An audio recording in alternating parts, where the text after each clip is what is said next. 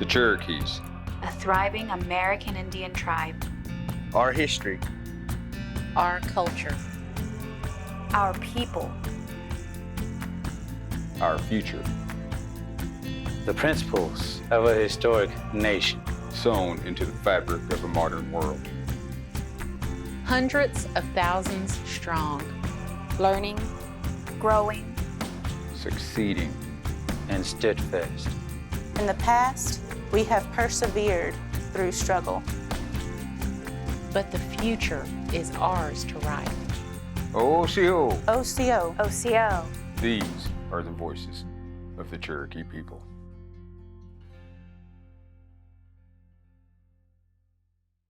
Osiyo, I'm Principal Chief Bill John Baker. Welcome to the Cherokee Nation. This is how we share our culture, our heritage, our history, and our language with you. Wado. Osiyo, it's how we say hello in Cherokee. In this episode, we're revisiting stories from our second season that were nominated for Heartland Chapter Emmy Awards. These nominations represent stories including culture keepers and world champion athletes. This first story features Cherokee national treasure Lorene Drywater, known for making unique dolls out of Oklahoma buffalo grass. Pay special attention to the original music in this story, as it was also nominated for a musical composition Emmy.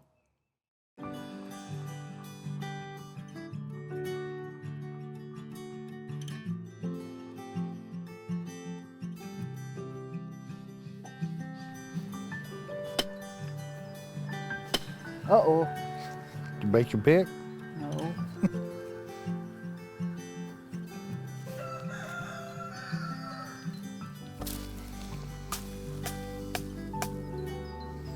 That's not a very big one. This one? Yeah. But it's got long roots. Oh, okay. So you get all the roots together and just like that. Oh. I'm gonna scatter this a little bit, and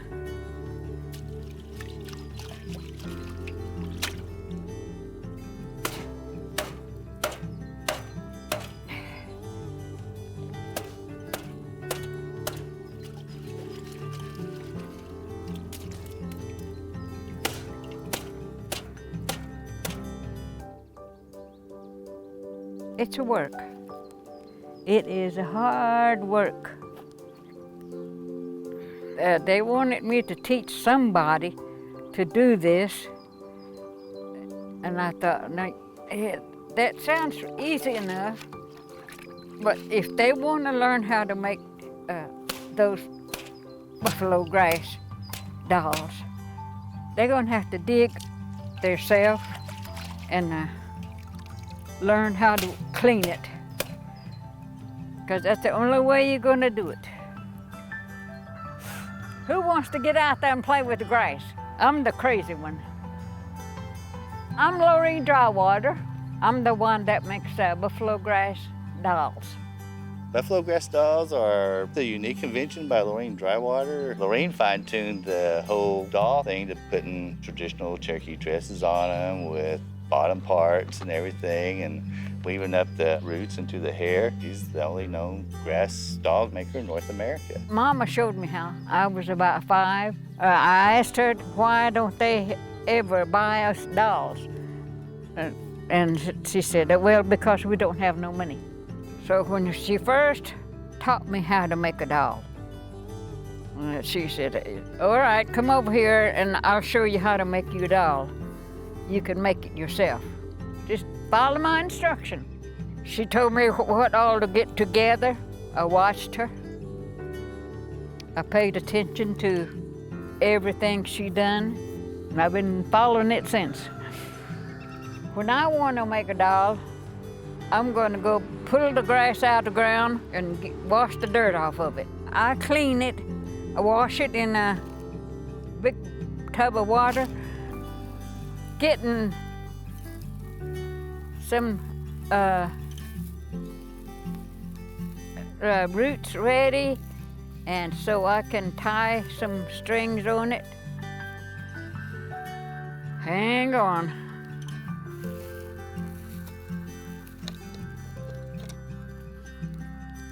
This is the neck. Now this is going to be the body. It's a broomweed. It's that kind of stuff that grows out there in the pasture. Okay, here's a starting of one. These are her arms.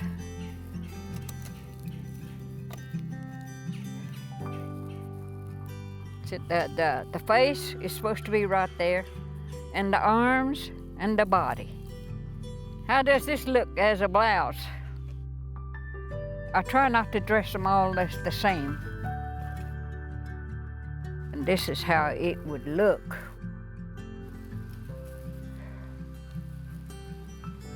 Like this, whenever they are dressed. Sewing was my favorite. I even fixed my own dress. If I tore my dress, I fixed it myself. And of course it didn't look as neat as it would if Mama did it, but Mama didn't have time. She had too many little ones. She's a national treasure for making Cherokee tear dresses and clothes. And for her to transition it into a doll form is very unique. She loves the woods and her plants, and that's what's Cherokee they like, is the woods and their plants. She applies traditional indigenous knowledge systems into her work. That's what's very unique about Lorene. She puts it all together and has a unique contemporary art form that's distinctly hers. And this is my mom. She dressed like that. I made that dress. Everything I had, I made myself, or somebody made it. And here's my grass dolls. I was working on them. I'm just so used to doing things on my own. That's okay. They know what I do, they know what I made, and they know where to find them. So that's it.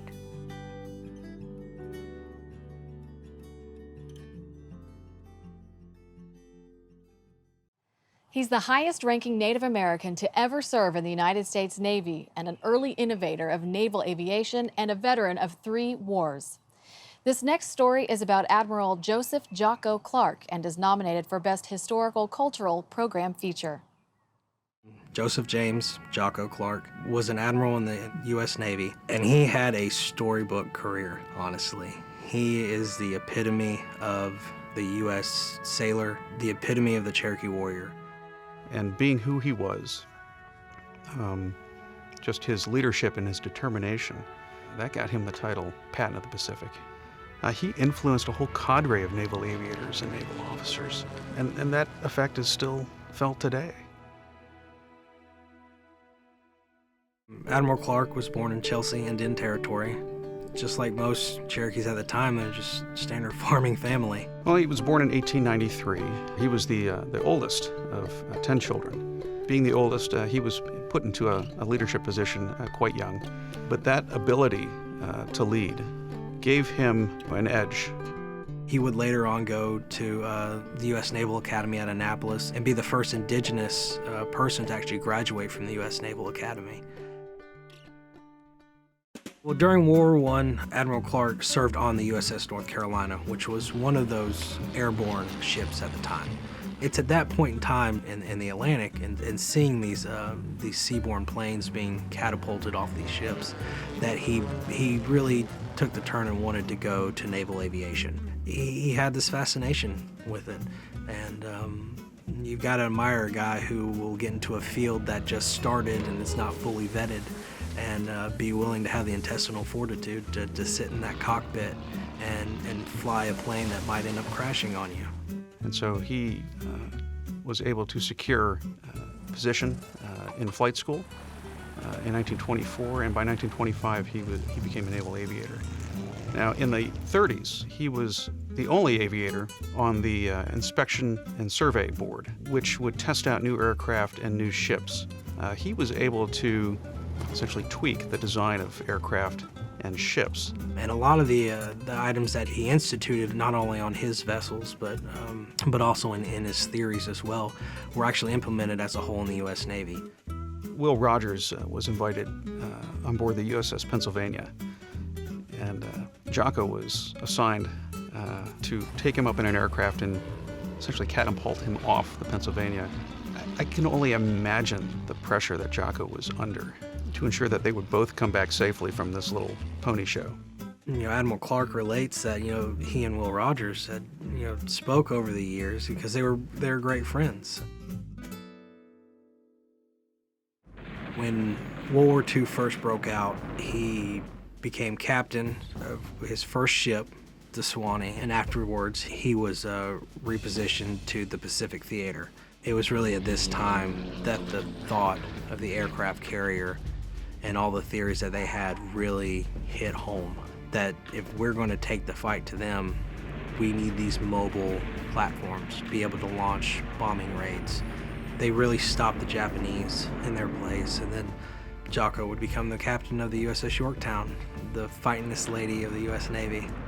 He took the Yorktown out, and he spearheaded the occupation of the Central and the Western Pacific Islands. His main fixation was the Bonins, Chichijima, Iwo Jima, and Hahajima. Without those strategic supply depots, it couldn't have been done. He attacked that area more than any other area in the Pacific Theater, so much so that they actually called it the Jaco Jima Development Corporation. And his pilots actually made these little certificates that was worth 1 share in the Jaco Jima Development Corporation. And every pilot who made a bombing run on the Bonins was given one. He was aggressive, and he was a demanding leader. He was extremely intimidating. We'll never be ready for combat unless you flight deck crews learn right now to work as a team. Don't you men realize that before long we'll be in dangerous waters? Get it over to starboard! Way over to starboard! He ran a tight ship. He expected the best out of his sailors, but he was always quick to praise. The thing that he did to mitigate the negative effects that could come from being a very strong personality on the bridge was that he took care of his people. He had pilots who said, we'd follow you into hell. They trusted him. He was the quintessential captain. The military commanders that came out of the Greatest Generation certainly were of a different breed than our military commanders today. I don't think they reached the same level of celebrity as Jaco or Patton did. The press was all over promoting their successes in both Europe and the Pacific. He later on would move over and be on the USS Hornet as well when he became an admiral, and was in charge of his own task force. And his men over there loved him just the same. And then the North Koreans invaded the South, and he went over and was put in charge of the 7th Fleet during the Korean War. He partnered with the Army in providing carrier-based close air support of ground troops in Korea, and he was able to change how the Army and the Navy worked together. He began doing bombing runs from the aircraft carriers behind the bombing line, and was hitting the supply trucks and supply lines and the base camps for the North Koreans and Red Chinese. These runs actually affectionately became known as the Cherokee strikes, and that's where the Air Force saw the value of naval aviation. Being able to attack the enemy in advance of moving ground troops, that was definitely key to getting us to a position where there would be the ceasefire of '53. He would end up retiring after the Korean War. He was able to retire as a full 4-star admiral. The highest distinction he was given was the Navy Cross. And a lot of the strategy and theories that he implemented during World War II and the Korean War, a lot of those became the standard. Well, there's only 2 Cherokee naval aviators that I'm aware of. That's myself and Jaco. There's a bond there. He had such an impact not only on the Navy, but also on our people. It makes you proud to be Cherokee. Wes Welker spent 12 seasons in the National Football League, breaking records and winning championships. Last year, we sat down with Welker at his childhood home in Oklahoma City to talk football, family, and what the future holds. This story was nominated in the interview and discussion category for Best Feature. Simmons throws down the field. He's got Wes Welker, 25-20, 10-5, touchdown Red Raiders. Wes Welker is known as one of the most impactful slot receivers in the history of the NFL. But for much of his football career, he was underestimated, always having to go further to prove himself. First undrafted and now with more than 10 years in the NFL, Welker has won 3 AFC championships, gone to 3 Super Bowls, and holds more than 15 NFL records. He's most noted for his time playing with quarterback Tom Brady, when he became the New England Patriots' all-time career leader in receptions. Well, it's all so surreal when anything like this happens to any of your children. You know, you're just amazed and grateful to be a part of it. Oh, Wes has taken us many places. I'm from Oklahoma City, born in Oklahoma City, and went to school at Heritage Hall High School. I started playing football when I was in the 6th grade. Did people say at that point that you were small? Yeah. I mean, just because you're big doesn't necessarily mean you're going to be a great football player. You don't have to be the biggest guy. In my junior year, we went undefeated and ended up winning the state championship that year. I was Oklahoma State Player of the Year. All I wanted was an opportunity and to play at the highest level, and I wasn't getting that opportunity, and it was a little frustrating at the time. What were their reasons? What would they say? You know, not big enough, not fast enough. Texas Tech had a fall through in a recruit right before signing day. They had me in for a visit a few days later and signed as soon as I could.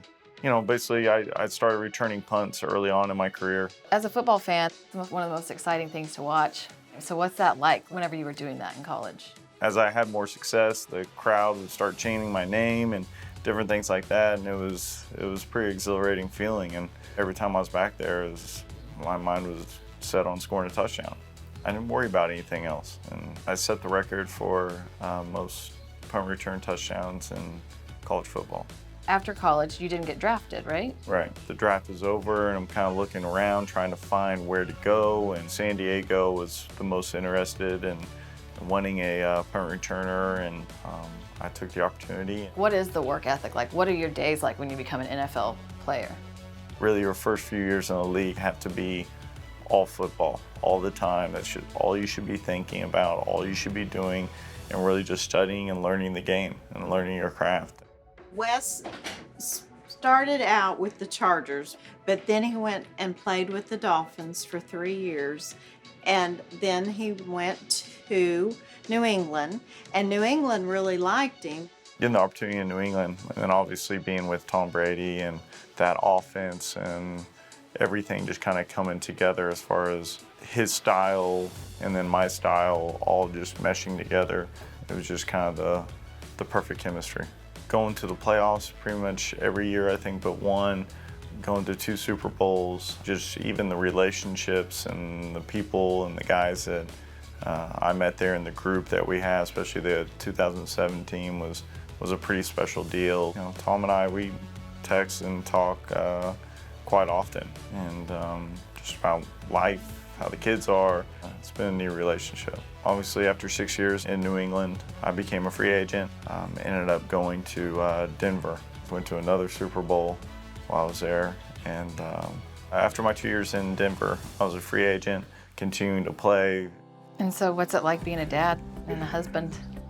It's a complete 180 from the life I used to have, for sure. But it's been awesome. Yeah, we have our twins, Carter and Caroline, boy and a girl, and they're a lot of fun. My son looks just like my wife, and my poor daughter, unfortunately, looks like me. We have the Wes Welker Foundation, which we do all sorts of grants for weight rooms and equipment and all these different things for high schools and communities and different things like that in the Oklahoma City area. Just trying to lead those kids in the right direction and let them know how much we care about them. Being Cherokee is probably where all my toughness probably comes out. The DNA is kind of in me to want to keep pushing myself and persevere and do what I need to do to make it.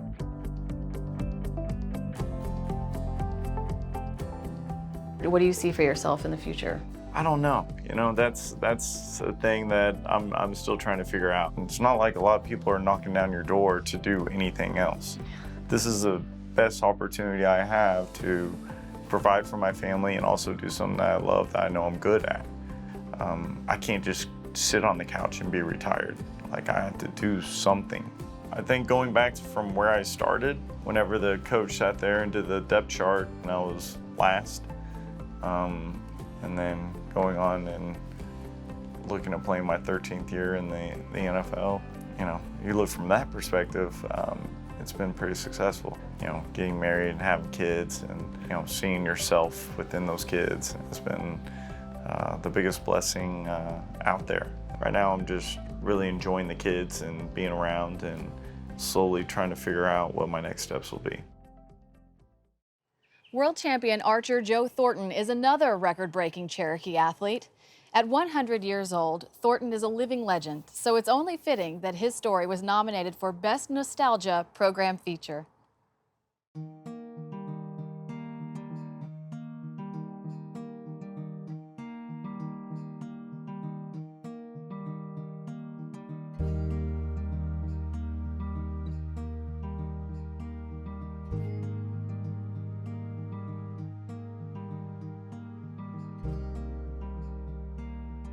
Does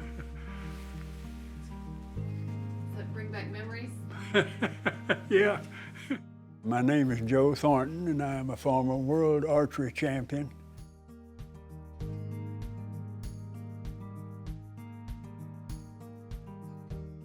That's a good-looking couple, you know it?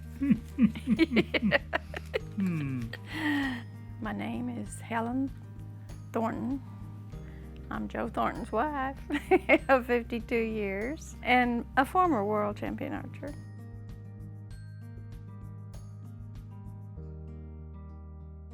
I was born over in Adair County and went off to Shalako Indian School. I noticed some of the boys were making bows and arrows and they'd go out and hunt and shoot. And some of them belonged to Boy Scouts, and the Boy Scouts had contests, and so I made bows and arrows along with the rest of them, and we'd go out and shoot.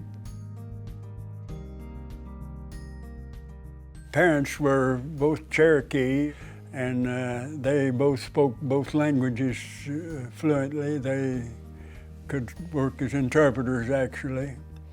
I sure wish that my parents had taught me that. Several years after I'd been out of Shalako, I was operating a shop here, a TV shop, a radio shop in Tahlequah, and one of the guys that worked for me told me about modern archery. He said the cities around have clubs and they hold tournaments, and so I borrowed his bow one day and went to a tournament and I found out I was pretty good at it. Shot a tournament, a state tournament one time, and I was very close to the world record, my score. Tulsa Archery Club, they made up to $1,000 to send me to world tournaments. I started out kind of slow, but before long I was in front. It requires so much strength and steadiness, steady nerves, and self-control. And when the tournament was over, I had won by 123 points. I could have discarded my last dozen arrows and still been the world champion. I set a couple of world records while I was at it. That was a great feeling. That's a very simple bow, but it was good.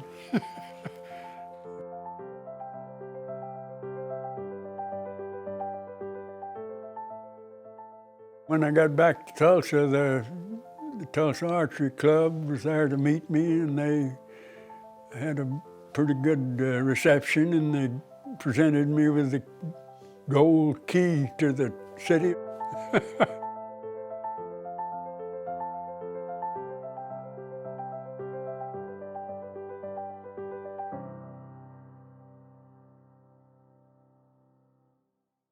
My brother-in-law was trying to get a program for the young people in archery over at Fort Gibson. So he brought me over here to Joe to buy a bow, and Joe sold me a bow. It just started from there. He started teaching me how to shoot, and since he was the world champion, I felt real good, you know, standing up there next to him and shooting, and I thought, if I can shoot good next to him, I can shoot good next to anybody, you know, so that gave me a lot of confidence. And in 6 months, I made the United States Archer team. But that was our life back then. And our kids were good kids, you know, and so we'd put them in the back of the station wagon along with the bows and arrows and go to a tournament almost every weekend. It was great. We could do things together, you know, and she even hunted with me, which she probably never would have done if she hadn't have been married to me. I shot in the Senior Olympics. They hold that around in each state. And I shot in that up till around, I was about 85 years old, I think. It was several years ago. I came in second. I thought it's time to quit. I can't pull it. I don't have the strength anymore to pull a bow. I can't even pull Helen's bow. I'm in the 4 halls of fame now, and the main one is the American Indian Athletic Hall of Fame. I've always been proud of Joe. And we've all, as far as I'm concerned, we've always been happy, and we're still here. I guess I was a good sportsman. I helped a lot of people, and I learned to do a lot of things. So I'm proud of my accomplishments.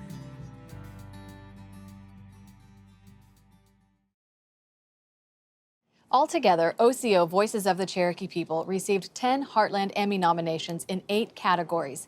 And while we're very proud of all of our stories that were nominated, we don't have time to share them all with you today. So here's a quick compilation of highlights from each nomination.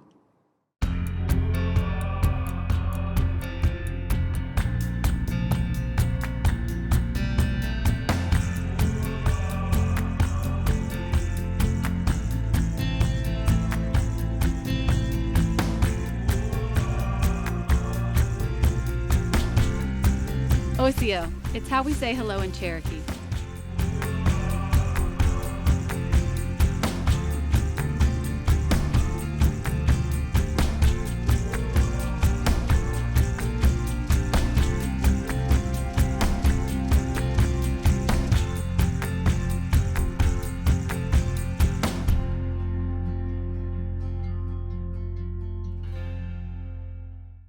We hope you agree that this is some of the best work from our 2nd season, and of course we'll let you know if we win an Emmy. In the meantime, you can always watch entire episodes and share your favorite stories online at Osiyo.tv. There is no Cherokee word for goodbye. We say, Dodadago ha'i.